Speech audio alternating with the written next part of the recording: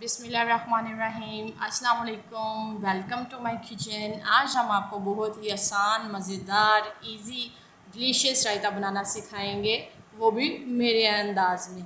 तो चलें इसको बनाना स्टार्ट करते हैं। आज की रेसिपी बहुत ही यमी है, एंड तक ज़रूर देखें। वैसे तो रायता हर किसी का फेवरेट होता है, लेकिन ये एक मुख्तलिफ अंदाज में बना रहे हैं जो घर में यमी चीज़ें मौजूद हों आसानी से।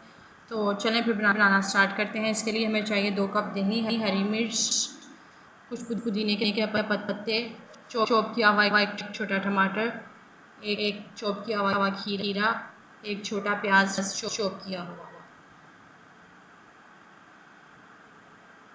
इसमें हमें चाहिए 1 चुटकी की नमक, 1 चुटकी सी ज़ीरा और half tea spoon chaat masala. अब इन तमाम चीज़ों को हम दही में शामिल करेंगे।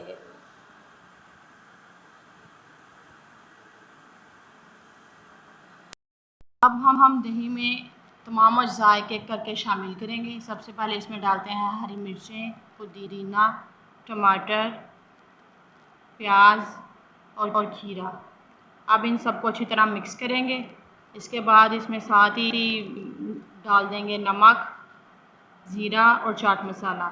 अब इनको अच्छी तरह मिक्स करेंगे। मिक्स करने के बाद इसको हम अच्छी तरह प्रेजेंट करते हैं।